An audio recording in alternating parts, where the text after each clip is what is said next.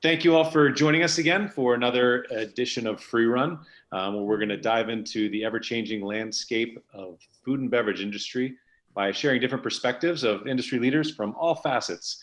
So today I'm joined by my co-host, Mr. Mike Laszlo out of Boulder, Colorado, an esteemed lawyer there, and then my bald brother, Dustin Wilson from New York City, founder and owner of Verve Wine. So that's what we got. As we're going through this, please ask a lot of questions today. We'll be folding those in, and if we don't get to them at the beginning, we'll circle back to them at the end. But a lot of great stuff happening out there, and we're also going to have a great guest with us today. So, Dustin, who's visiting us today? All right, guys. So today we're very lucky to have Miss Shelley Lindgren in the house for Freerun. Shelley, welcome. Shelley is awesome. Shelley's a James Beard award winner for outstanding wine service. You may know her restaurants both in San Francisco and Oakland of A16. A16 is a brand that has also gone abroad, and she has 2 locations in Japan, one of which I just found out a couple days ago that celebrated its 10th anniversary. That's really amazing. And then we've also got an A16 coming pretty soonish, right, for the Oakland airport. So Shelley, really awesome to have you, and we have a lot of questions for you, and really looking forward to your insights. But before we jump into that, Mike, PPP, lots to talk about these days with that. What's PPP? Things that have happened last time. What is I've never PPP? heard of it. Great question. What is it? What is it? PPP, PPE, all these acronyms. Well, what's going on? Okay, so we're just over 2 weeks into this historic program, and it's causing everybody great distress, as we all know. I have some clients that did in fact get the funds, did get approved and haven't gotten the funds, and then folks that were just flat locked out. So I would assume most of people watching, that sounds familiar. My understanding is that 2 lawsuits were filed yesterday in California against both Whole Foods, against Wells Fargo and Chase Bank. And the allegations there are that the banks front-loaded the big clients and the big lends, up 5 million plus to 10 million to try to get those fees generated for the banks a little faster. And then most of the small businesses were discriminated against, not in the racial sense or anything, but more in the business sense that their loans were too small, so they got locked out. Now, whether that's true or not, we have no idea, but that's the allegations. But I feel like a lot of us feel that makes sense, because a lot of small businesses seem to have got locked out. All right, that's what's gone on. What's going to happen? We understand that within maybe even the next 24 hours, an additional tranche of funding will be popped into the PPP to the tune of $310 billion. That's 60 more than the 250 we thought were going to come in on Friday, and we believe that the 60 billion on top of that is additional funding for PPP, but geared towards minority communities and business owners. I have no real detail on that other than that's kind of the tagline. So I think there's some good news there. The continuing bad news is that for restaurants and non-cash flowing businesses like salons, barbers, et cetera, there's no additional guidelines here. There's no additional help. The June 30th date has not been moved.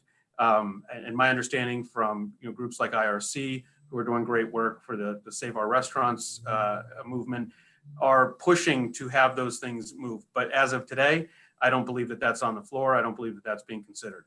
Hopefully we'll get some more guidance on that. Also, I think people may have seen, and we've been kicking this around for the past 8 hours now, is Shake Shack has given back the $10 million, or has pledged to give back the $10 million that it received through PPP. And we've talked quite a bit about that. That's interesting. We'll see if some other lenders come on. Some other borrowers of the PPP, Ruths, Chris, for instance, that took a lot of negative press, if they do the same. But we'll see. We don't even know if that money would actually go back into PPP. So there's a lot to uncover there. Why wouldn't it go into PPP, Mike? Well, just thinking, without really knowing the mechanics of the loan payback, if they've already taken the loan, the PPP money, and then pay it back now without the, instead of rejecting it and say we don't want it, it's actually hit their account and they pay it back. I don't know that actually goes back into the PPP fund. I don't know one way or the other, but I mean, functionally, it's not like I've seen any guidance that says loan payback goes to replenish the PPP fund. If it did that, Right. kind of be perpetual fund. And I don't think that's the guidance. So we'll see if that actually ends up helping anybody or now just hurting more people. I mean, I think it helps in general.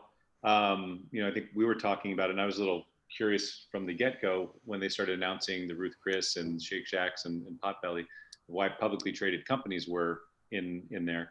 But I think it was the right thing to do. And if you look at the market today, Shack's up 5%, Ruth Chris is down 5%.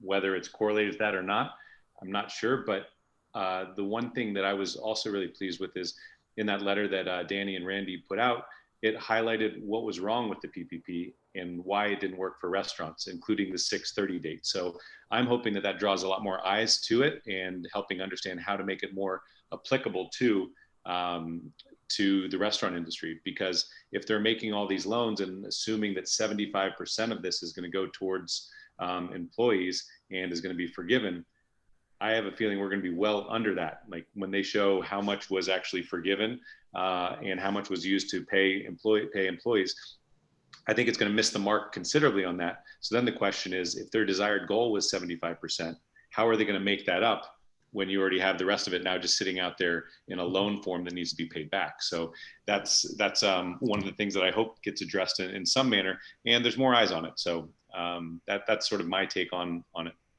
Yeah, and I that to me is actually one of the great things that could come from this. And I think you hit it on Twitter a couple of minutes ago before we went live to say, hey, look at news outlets. Somebody asked, during today's press conference with the president, somebody asked about this. Hopefully they will, because that Shake Shack news is big news. It's a headline grabber.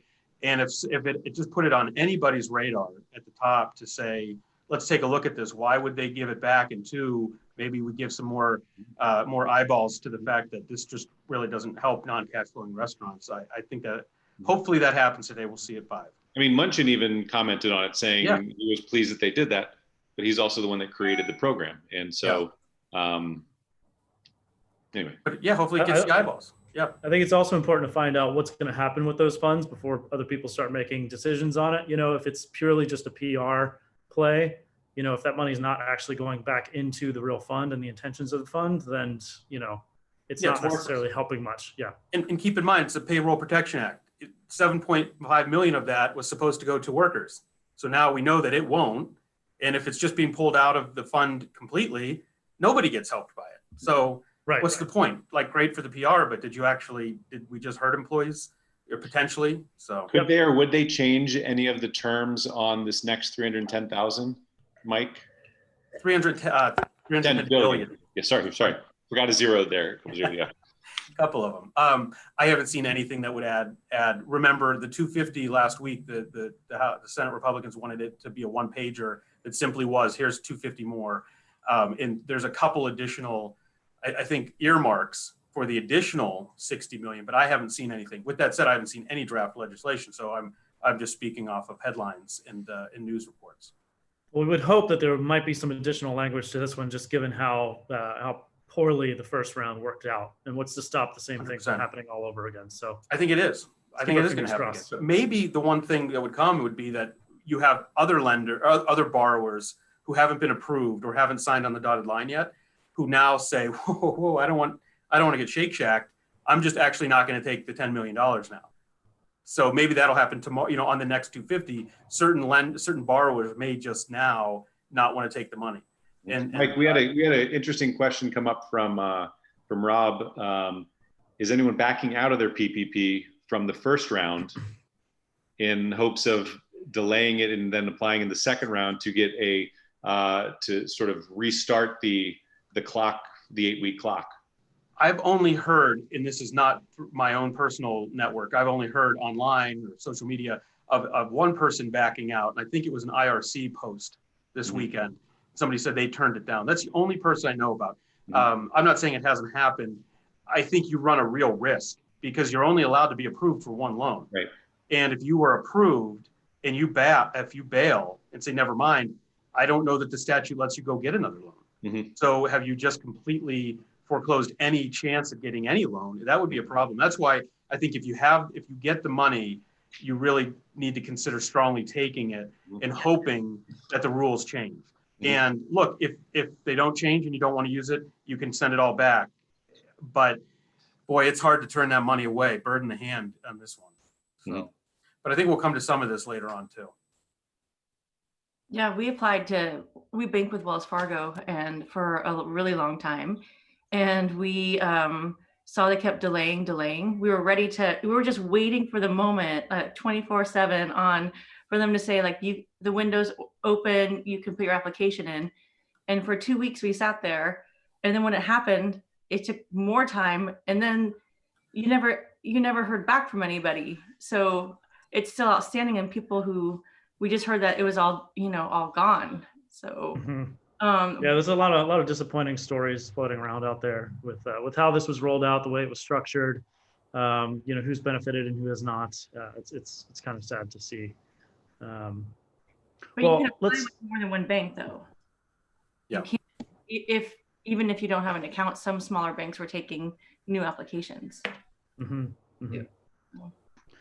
So I think we could probably talk about PPP all day long, right? So, but let's dive into you, Shelley, and your stories here. So, just for those of our viewers who maybe haven't been to your restaurants, tell us a bit about your group and talk about what A16 is all about. Okay.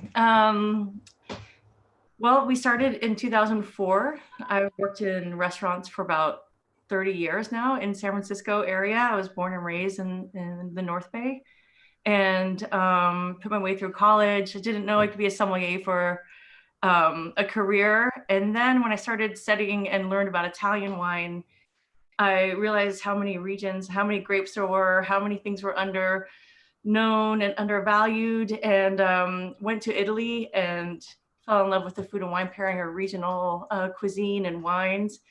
And my husband, Greg, has cocktail bars here, and I went to cooking school 3 days after getting back from my first Italy trip.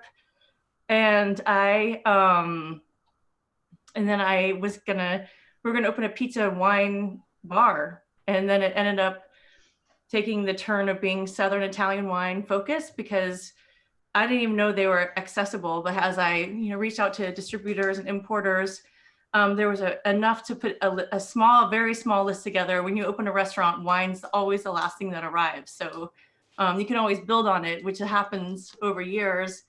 Right now, what's happening is we're kind of denting it and selling it at retail because we don't have customers. But that's also really enjoyable because people are still asking for wines, Primitivos or some regional wines that they know they love, or sparkling wines and natural wines. But anyway, so we opened A16 in 2004. We opened in Oakland in 2013. For 12 years, we owned and operated SPQR, but I'm no longer involved. I sold my ownership to original partners. So they're doing great though. And they're also doing a to-go menu. So we're supportive of that. And really just focusing on today, what we can do.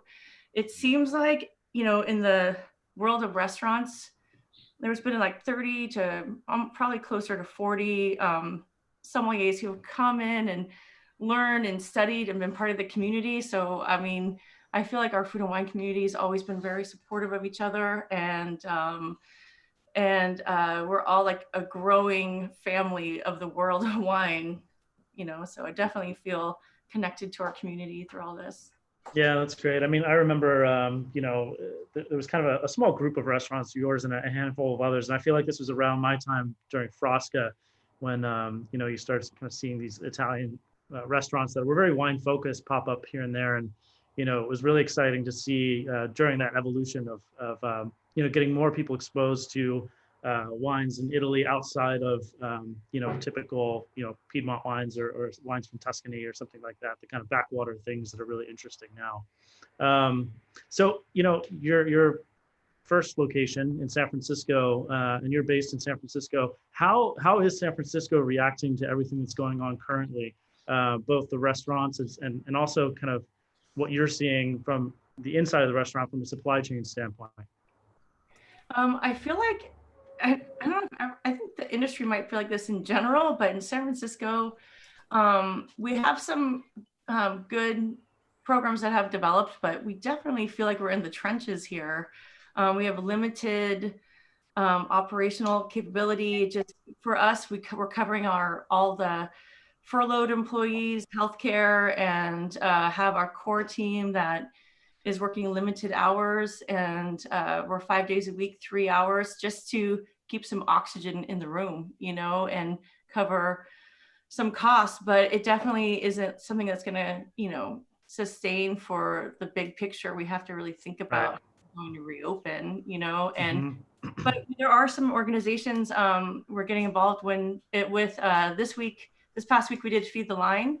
So it's an organization that's amazing. They take donations. They pay restaurants to make meals for hospitals and frontline workers, and all over the city and Bay Area. And then there's 911 that is in New York and LA, and just started in San Francisco, and SF New Deal. Those are the three.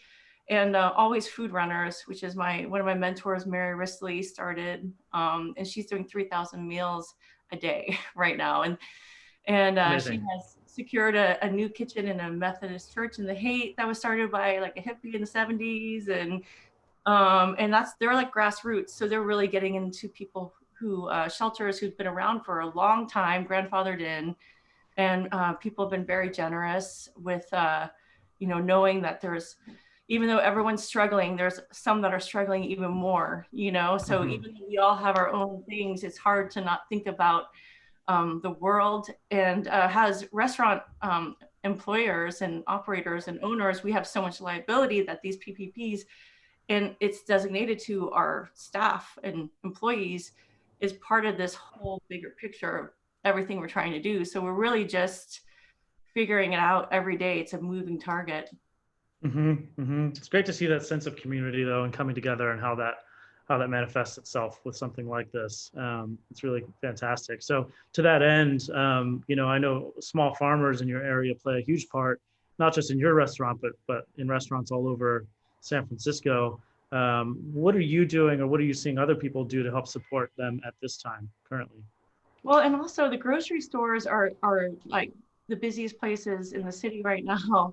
There's lines for, at the meat market all day. And, it's good because that's helping feed people, and also, also scary because it's hard to social distance. I mean, they're getting better, but these small farms around us, and also there's water to tables.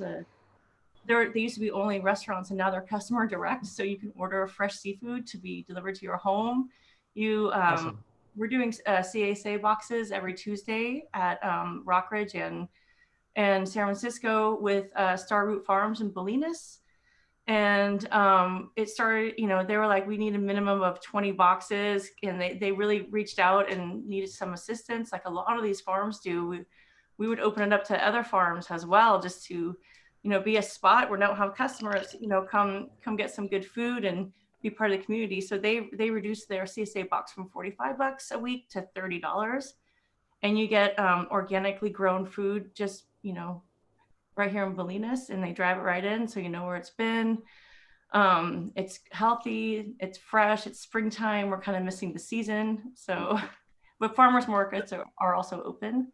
But that feels great. It's been growing. We have almost 200 boxes tomorrow coming. Oh, wow. Amazing. Shelley, with your restaurants in your business, how have you adapted? You've mentioned a couple of things in there I want to try to unpack a little bit, but how have your restaurants adapted to this? So we had no delivery model, and because we serve a product that is artisan pizza, so it's a person stretching dough. We can only do so much, so we really weren't set up for it. So a neighbor, the first week we closed down for the first week after the mandate because we weren't sure what to expect. And then real quick, were you shut down at that point, or did you make the decision to shut down? Well, on, I think it was March 16th, we had Okay. all the caller reservations, and we had started limiting seating, and we closed for a week, but it felt like we were closed for 2 months because just having everything off and hadn't cleaned out like all the things in the kitchen, everything was just kind of on hiatus and emptied, and it felt like it wasn't a very fun experience. Do not recommend it. And so I feel for the restaurants that are still closed and are going to go in and reopen, it's really tough to do. That first week I think was really hard on everyone, and as we've been getting along, it's been easier. We have a new POS system which was in the works, and fortunately it's toast. We just implemented that during this process. It was and we didn't even realize it had an online ordering component to it, and so we've been doing most of ours just directly through our website and pickup. We do offer delivery too, from people from within our organization, but we do Caviar, that's our other one, and Uber Eats in Oakland. But we already did delivery in Oakland because it's a Were you able to keep your teams on, or did you have to lay people off? How did you handle that situation? Well, I think everyone had to. The way we did it, we haven't actually terminated anybody. You're still active, but just in that way, we're covering their healthcare. So if we terminated them, we would have had to send them a COBRA package and, go through this other whole process. But by just these small hours of operation, we're able to keep everybody active, and not have to do that. And so we don't know how long this is going to go on for, and what lies ahead. We're working on that right now, but it's it's our management team that is now on hourly, is basically their salary on an hourly rate at 20 hours a week right now. But I think that as we figure out this next steps in the future, and if the PPP can be applied, we can actually it'll relieve some of the stress for a lot of people. And we're still figuring it out how that will all, work best. So. Shelley, I'll ask you about the PPP in a second, because I definitely want to hear about that. But right before we get there, how did you keep the team motivated to even stay on? And it sounds like the week after you came back, if it was that difficult, how did you retain the staff and get them to want to come back and be a part of the new, this kind of new normal here, that with something you didn't even do? I think that it's not like we're the only restaurant doing it, and I'm want to put anybody at risk with this big health scare.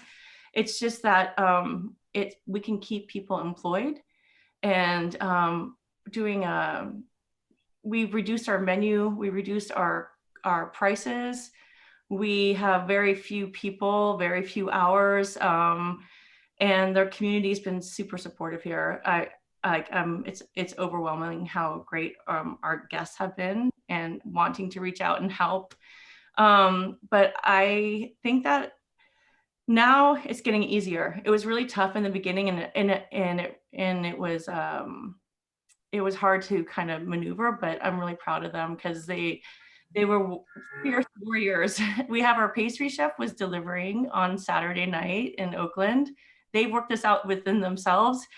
He's been doing, proofing dough and making baguettes for crostinis, for the burrata, and things, toppings for pizza, and really prepping. So the team's been committed, and they know it's temporary. And I think at the end of this, I'm going to start writing a new business plan and job descriptions for everybody, because it's not going to be the same exact situation when we reopen. And at least having a plan to think about is something encouraging for our whole team. I have the GM from Rockridge is like, she's ready to come back up. She went to a farm in Lompoc to take the time and not put them. She was worried about. She put the restaurant at first. She goes, I'm one of the highest paid employees, and right now, I don't think, I'm as necessary, even though she's been working while she's been down there. So I'm excited to get people back working for sure. I think it's a great opportunity for change leadership, because everybody's, in a up and running restaurant, you have the kitchen team doing their thing, you have the dining room doing their thing, the wine team or bar team. Yes, you get together for maybe a daily meeting or a weekly meeting. But in this case, everybody has to get together and realize what they did a week ago, a month ago, 2 months ago is out the window. Now it's how you rebuild it, almost like you're reopening a whole restaurant. And I think being able to lead a team through that, the bonds that are created, and how you communicate that really sets up, it gets you top spin into making change with it. So it's great to see that that's been able to happen. Shelley, I'm sorry, go ahead. No. No, kind of on that note, I was wondering, did you have to make menu changes due to the staffing issues? Oh yeah, we are bare bones. It is, when I say, like, when I'm like, we're in the trenches, you walked in, we moved all of our tables and bar stools are removed just to feel like we want the space to feel as clean and sterilized as possible. We're all in there.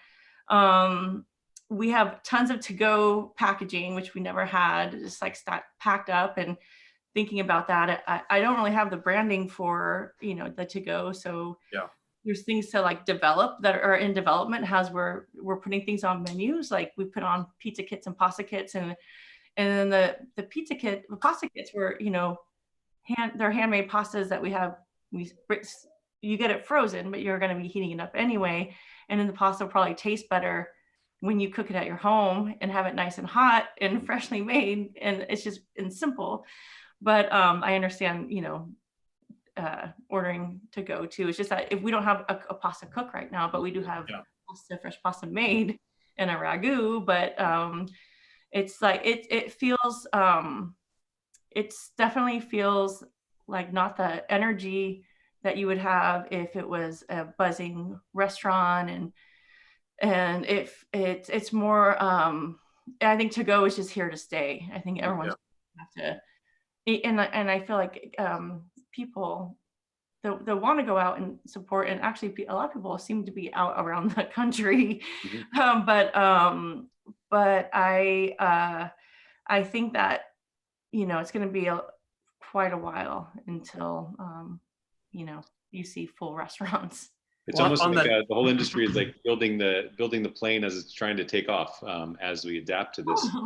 But with that, I think as you're saying, okay, how do we get on there, and everybody's on board to that. Was there any, when you look at in terms of your restaurant in Japan, how was that impacted by this? I mean, especially with the Tokyo Olympics coming on, and looking to probably would be a really busy time, and then now to have a state of emergency or being shut down there. They are such incredible people, and at first it seemed like we heard about it there first, but I also think when you go there, you see and you ride the trains, and of course the density is so high, and it's really scary when, as we hear about the stories from New York, and you have so many people, and you see that in Japan people wear masks when they don't feel well already. So the culture is used to it, but they kept limited operations going until just last week, and they just decided that they were going to shut down. Mm-hmm. And of course, there was some fun Japanese animation of like Ube was, showing what he was doing at home, reading all these like things that they're. How have your customers here in San Francisco and Oakland, how have they handled your transition? Have they responded well to the limited menu? And I think that they've been amazing. They've responded well. One thing is I'm not sure they might be used to us having everything ready, and we're so like customer. We want everyone to enjoy, be happy, everything to appear and look presentable, but just we know our limitations, and so like on like a Friday or Saturday, it's a higher volume pizza night still, even in shelter in place, and we're super excited, but we can only take so much, and so we've shut down. With only 4 of us, and so we shut down operations like delivery and orders sometimes earlier than we would have liked to, or we ever would have thought in normal restaurant scenarios. And I'm not sure that that is, we're communicating that, we're limited staff and limited hours, even though it's been this long. We're not out of the woods of this. And so we have a lot of thoughts and concerns on our mind all the time to be doing everything safely and, making sure we're all communicating well. Yeah. Going back to something we were just talking about with your employees in the PPP, you mentioned that you've applied. Without going into too much detail, have you had any success getting the loan? So we have an SBA numbers, but we don't have the actual funds haven't, arrived. Yeah.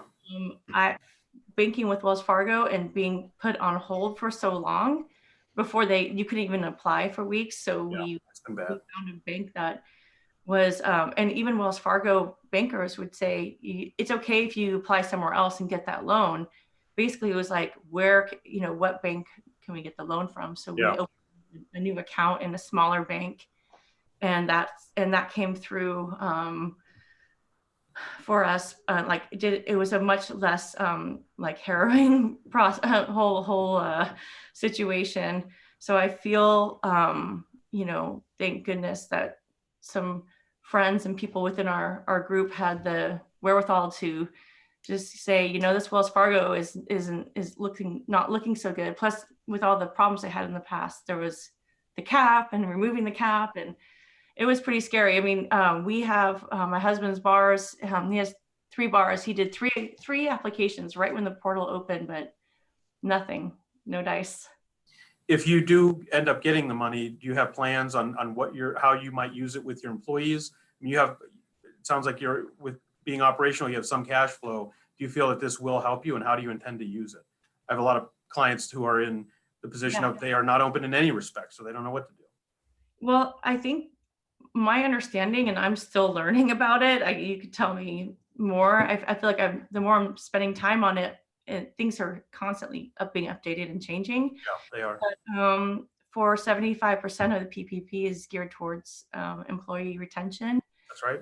Paying them, but it might not have to be the same employee. And also, I'm going to rewrite all the job descriptions for everybody because we have our operations isn't exactly the same. Mm-hmm. So I don't, we want to think about this, and I think you have to keep the same number of employees for the most. That's right. You have, the same number of full-time equivalents. Full-time equivalents. Okay, good. That's what I still like. This week. It's all so new and fresh, and we just found out, and so my whole week will be dedicated to figuring this out, and I hope to share some good news. And I'm worried about my friends that are in the industry too, and until the money's in the account, it's not in the account anyway. No, of course. No, it's interesting. You've touched on so many things here with the additional job responsibilities that you're doing, that your staff are doing. And, I've had people ask, and I think it's worth the consideration of, raising salaries or, raising pay rates potentially where you have new job responsibilities. I think that's something that is worth considering. And it sounds like that's, as you guys are rewriting job descriptions and making a management team do something that's totally outside the normal, how that could affect and how you could use those PPP dollars, for that purpose. Maybe that would help. But yeah, having a plan is critical. I think also with that too, often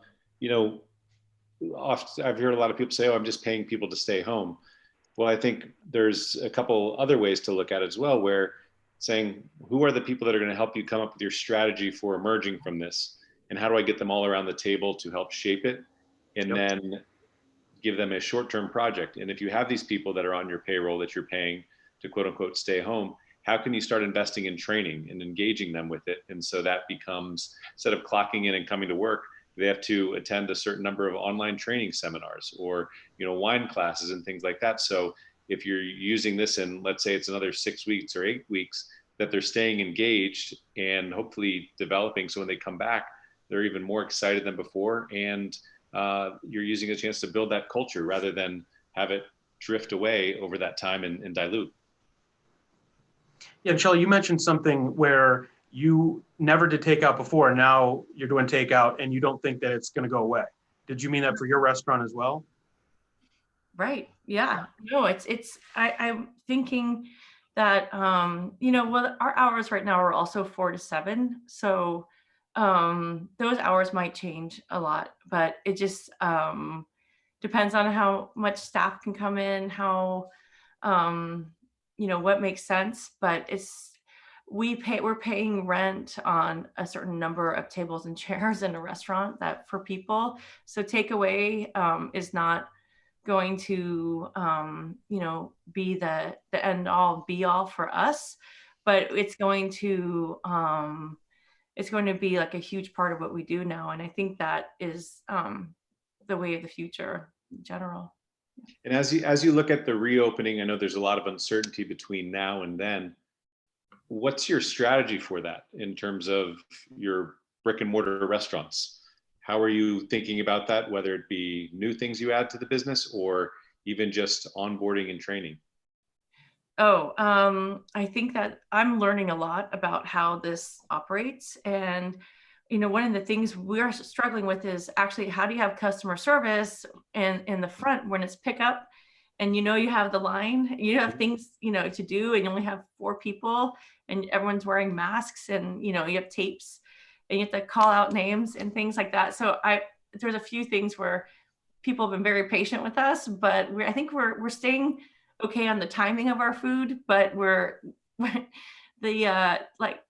showing up to the restaurant that's empty and just being like, hold on, it's kind of a long, narrow space. So we're literally like running up and down, back and forth. And it's, trial and error. But this week, having these kind of conversations has actually like giving me a lot of clarity and inspiration on like the things to work on for the customer experience. We've been sort of focused on how do we do this and how do people order, and now people can order and it prints in the kitchen, and things like that, where it's not a snap the fingers and we got this, even though in our mind we're like, we got this.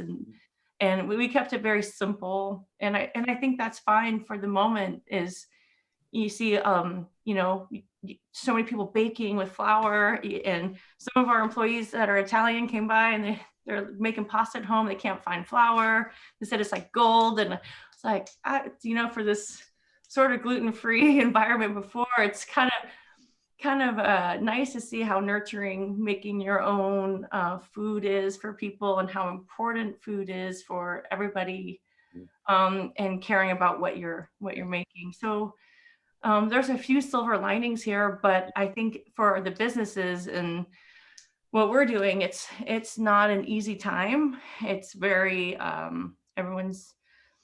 it's hard not to be stressed out, and because you also have the pandemic and then you're operating. Mm-hmm. But hopefully we're getting on the other side of the scariest parts in some respects, but we still have a long ways to go. Yeah. Well, I think it's 2 things. One that's funny. It's like, I wonder where all the gluten-free people are quarantining, because it's not in New York when you look at the shelves and all the flour's gone. Not in Boulder. It sounds like not in San Francisco or Boulder. But, as so much is new every single day, we're focused as operators on the transaction. We're focused on the transaction and understanding how that all works. Now the next layer is how we focus on the hospitality.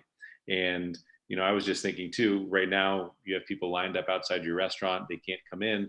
But what happens when it rains? And so how can we be hospitable? And maybe we haven't had a rainy day, but it's all those new learnings that, right now we're looking at our feet so we don't trip over them, but how can we look 1 step ahead, 2 steps ahead as we go through that?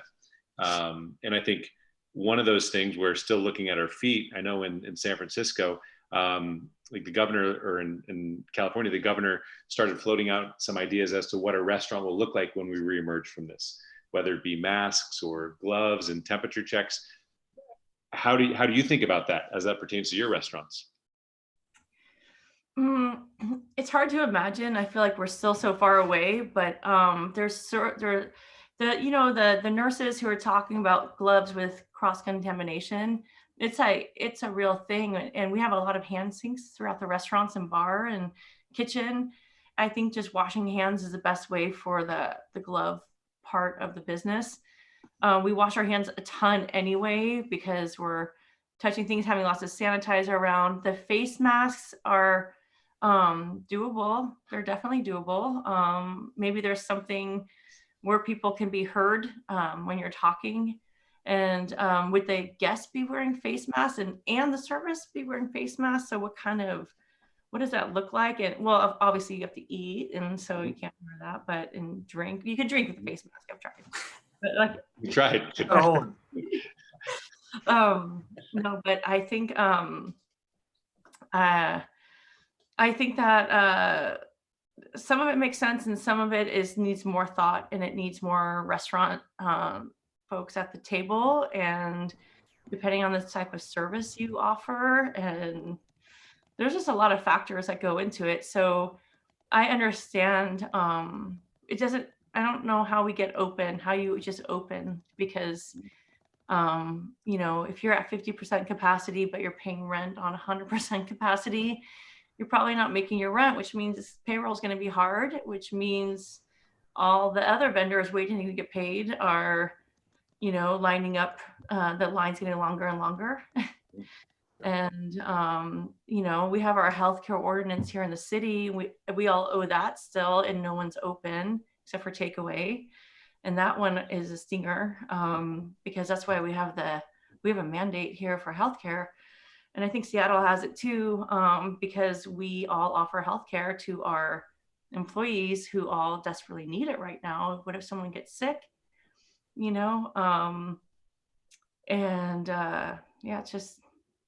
It's a little, if you think about it, if I think about it too much, it's really scary, but I am really encouraged by our community and moving forward. And I know that everybody's making sure we get through it together. So, yeah.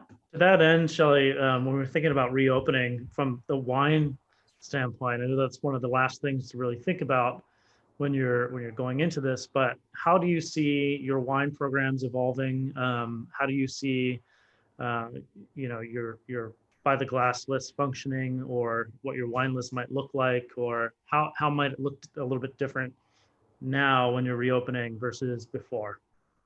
How are you thinking about that? That's such an interesting question.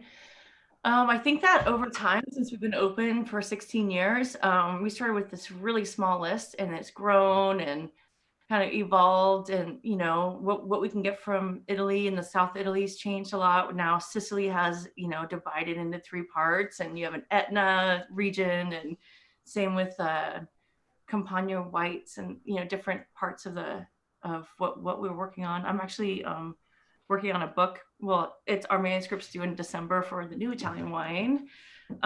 So we haven't done anything for a month or so, but it's our 3rd book. So Kate, it's just like we're working with friends, we're working with wine. We get to keep in touch with our friends in Italy. I think that the wine list itself will probably be much smaller, and not sit on as much inventory, because we'll have less people who can come and drink it. So what's the point? I mean, we want to have lots of, rather move through new things and have fun and be creative than, have things sitting that no one can enjoy, or very few. And I don't know. I'm not really sure. We're selling things retail right now, if you want, from the list, and been putting together cases, and we have a bottle in a box pizza for $25 because a friend at Ernest Vineyards gave us a price where we could extend to guests. And that's been a really fun experience to send that to people's homes, because everyone's drinking a bit more wine, I think. And so palates are definitely evolving across the whole country, across the world.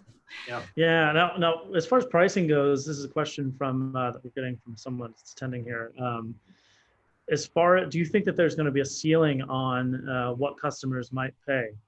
Like, I assume it's from everybody we've talked to, and we kind of feel the same way. People will, generally speaking, be more value driven, right? So I think most restaurants are going to probably have to focus on, lower priced items, or have their lists are going to be made up more of wines that are more value priced. But do you think that there's going to be a cap? I think that's an interesting question. I think that it's kind of like what $10 means to one person, what it means to another person, or if they're collecting wines. Because I'm shy about moving our wines. We're pretty value. South Italy has a ton of value and quality, and we also have some California producers too, that are small, and we can have a good price point. But I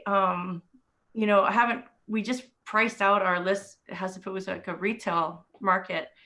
And I hope the prohibition laws for liquor licenses get updated finally, because we're going to rely on the wine sales. Currently when we were open before, A16 was about 40% wine sales. We're very balanced in our wine and food experience, but and we like to make it so almost everyone's enjoying a glass of wine, and there's different price points. I've noticed that a lot of people have been much more proactive about saying, I want to buy wine. This is what I like to drink. Usually as a sommelier, we say, we ask that question first, but now it's people it's helpful for me because I could order wine based on that too. And I think our retail wine shops, they're doing pretty okay right now, or they're open for the most part, I think. And so, Shelley, I think A16 was a pioneer in the wine scene, in the Italian wine scene, and continues to be. And as you just mentioned, the value wines you look for over there. Are you hearing anything from your colleagues and friends in Italy, and what is that? I think for people who have some savings tucked away and want to buy some wine, that you will not have a problem finding any allocations you might have before. Prices will be down, and I think that last year it was weird. We had that everybody was scared about the import tax, the tariffs, and we don't even think about them anymore. Yeah, there was like so beyond tariffs these days. Tariffs. It's so last season. Yeah, some importers bulked up on their wines because they were worried that they were gonna have to pay this other atrocious cost. That is completely, that was misguided in addition. But yeah, no one's talking tariffs. It's not. But I think that the wines that people have right now, and that they're sitting on, we are trying to be that cycle in the economy where if there's things that we're focused on, if it's something that we believe is a great quality wine and a value, we want to pass that on to our guests, even though a lot of that cost comes to the restaurant to help the restaurant. I feel like we need it, but they need it. I don't know. It's like this, we all need it somehow. So the more we can get things generating, and to have, people not think, in any kind of, it's more like sustaining than being not greedy, but, it's sort of like, there's just a lot of values to be had. So it's just a lot of choices right now, I think also to your point, Shelley, you're selling retail now, basically. And while that's not necessarily contributing a great deal to your bottom line, it's a little bit of a drip that keeps the pipes from freezing, if you will. So that means that you're helping get it to the guests. The distributors are getting it out of their warehouse so they can then order again from the winery. And the more that we move this out, as you were saying, people are going to be looking at value differently. And we're all sitting on inventory based on the mindset of the guest 2 months ago.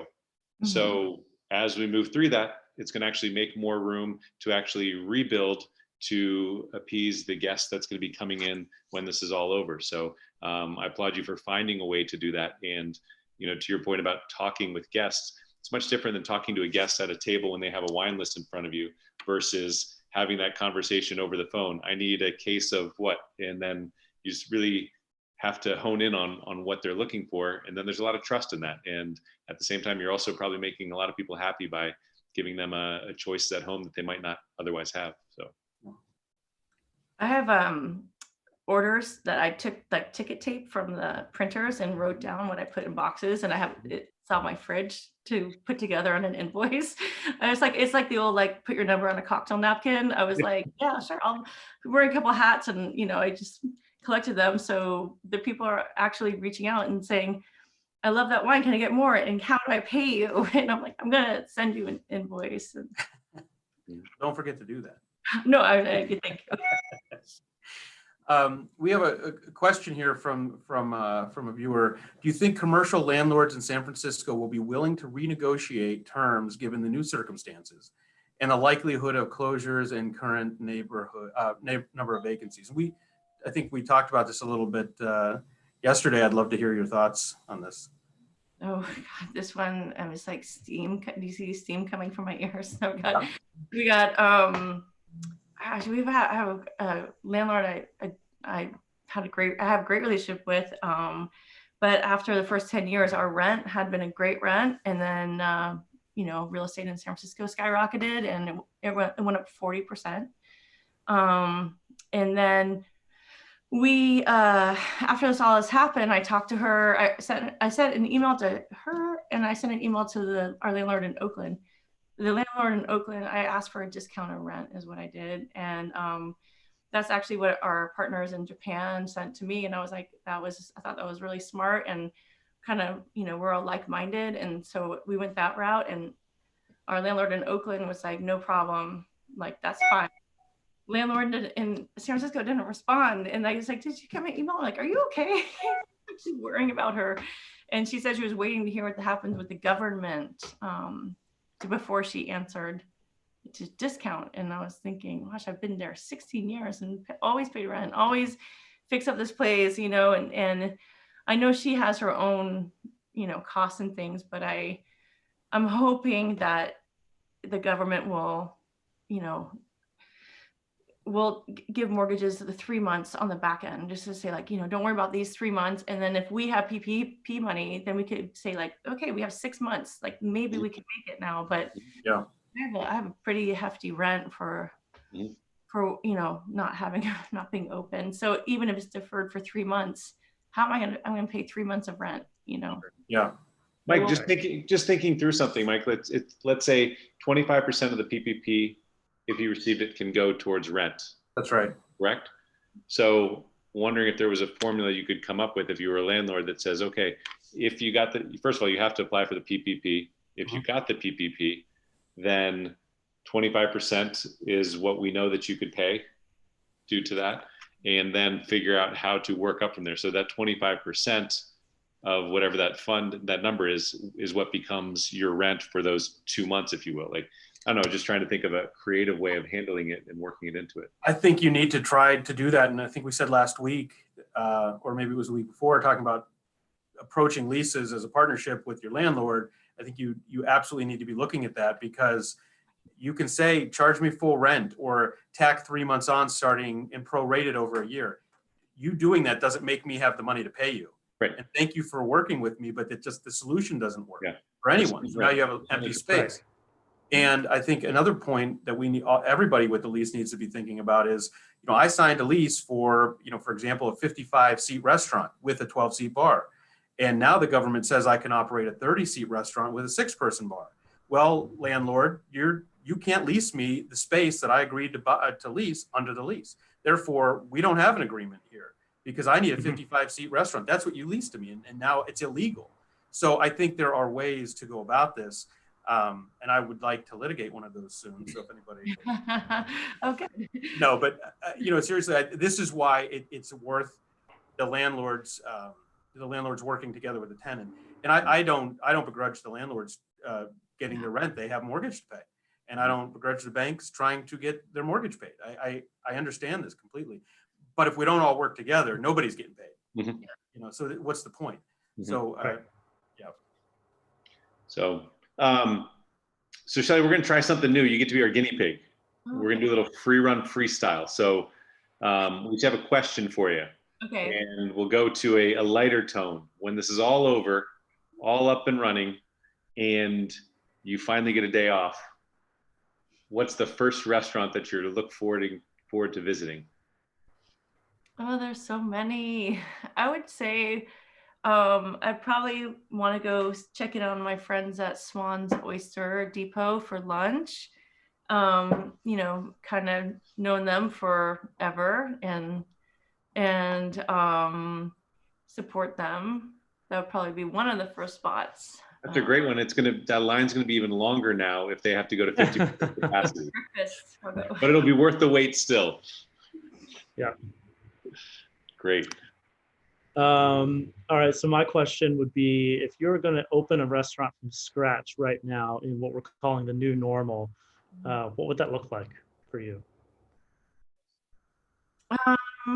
I think, you know, there's things over the years you think about what you could do, things you could do in a different settings or growing, and just to keep the creative juices flowing. And as we know, we've been doing a lot more events, a lot more. We have mobile pizza trucks and ovens. We do off the grids when that's happening.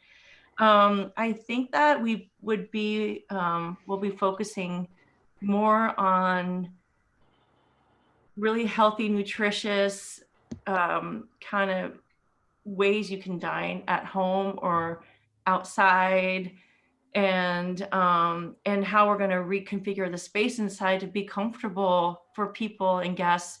We have a pretty tight space. It's really long and narrow, but we have a lot of bar seating and chef counter, and I mean, private dining rooms has that. I don't know how that's going to work. But some people are, I know, selling their December menus on different sites right now already. And I thought that was pretty ingenious. So I might try to, when I have my, you know, more time to focus on things like that, and maybe with having more people that can come back on payroll, that will, you know, allow me to really get some concrete ideas and people that will probably come on board and, you know, fill positions we didn't have before because we were a different restaurant, you know. But I think that the retail and delivery pickup models is something that will become more of like what restaurants in general are. You know, it's like, hey, you like that pizza, you can take home some dough or order some dough or something. So All right, my turn. And any words of wisdom you can offer all the three of us and all of our listeners. I mean, you've done so much over the past few weeks and throughout your career, of course, but any words of wisdom for us? You know, I've been really, one of the things for me is it's hard as being like kind of like person in the charge in the front line to you know, keep your head up and keep, you know, positive and faith that you're making good decisions and for the right reasons. So you got to kind of be good to yourself and to people around you. I think it's a time where a lot of kindness and patience is how we're all get through this together. Being, you know, angry and negative will only hurt yourself. You're just hurting yourself because, yeah, it's everybody's hurting right now. It's struggling. And I think that there is a light somewhere at the end of the tunnel. I don't know how we're going to come out of this. I have a couple of friends that talked about getting to the rubber band making business, or something.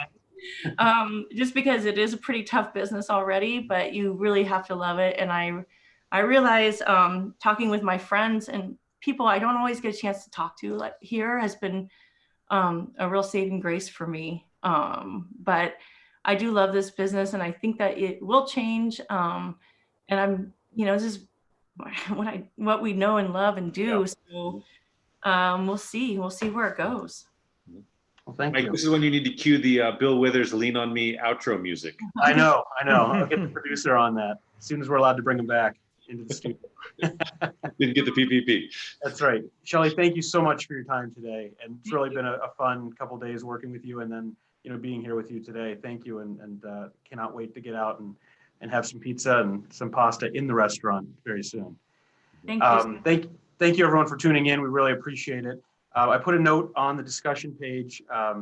Our discussion page on YouTube now has links that Dustin Sabato and I will be sharing, things that we think are interesting. Please add your questions. Love to keep the discussion going. I know there's some questions here we haven't been able to get to. Same thing or similar, subscribe please, and tell your friends to subscribe. Our goal here is to be here for the food and beverage community. And so the more of you that are a part of it helps us bring you what you need and the resources that we think can help you in your business. So come back for more, stay safe. And with that, Shelley, thank you again. Dustin. Thank you, Shelley. You're awesome. Thank you, everybody. Really appreciate it. Ciao.